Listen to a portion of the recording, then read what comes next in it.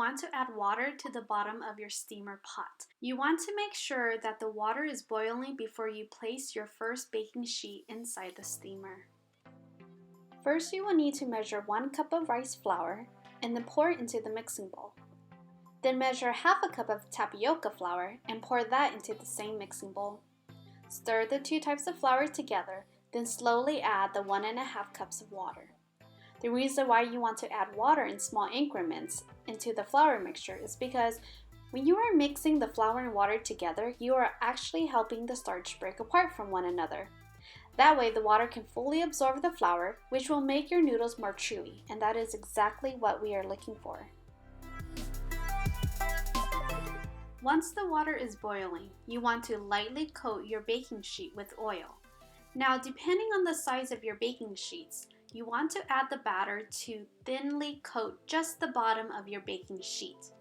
If you add too much batter, then your noodles will come out uneven. And if you add not enough batter, then your noodles could have holes in them because the batter did not fully cover the baking sheet. I like to use 2 baking sheets because it makes the process go by faster. Since this is the first batch that I am making, I am going to get both of my baking sheets ready.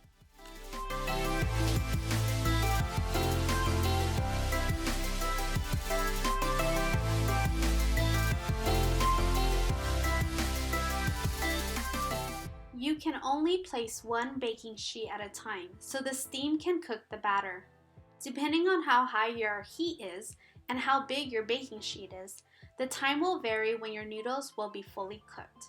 For me, it takes about 1.5 minutes because I am using high heat and my baking sheet is 9 by 9. Another way you can tell if it's ready is if it looks almost translucent. When you take out the baking sheet from the steamer, you want to lightly oil the top of the noodle sheet because you will be stacking the noodle sheets on top of each other.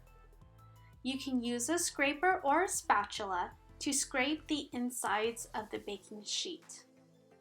Next, slowly lift the noodle sheet out of the baking sheet. Place it on a plate and then oil the other side of the noodle sheet.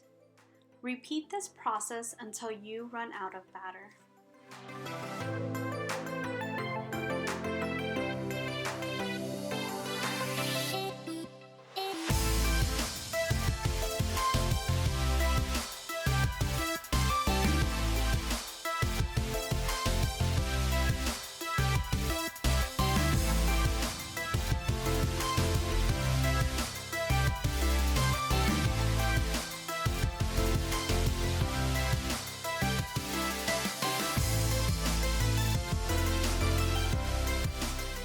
To cut your noodle sheets into noodles, you want to take about 4 or 5 sheets and place it on a cutting board. Depending on how wide you want your noodles to be, it is totally up to you. I like my noodles to be about 1 inch wide. Once you're done cutting your noodles, then all you need to do next is separate the noodles.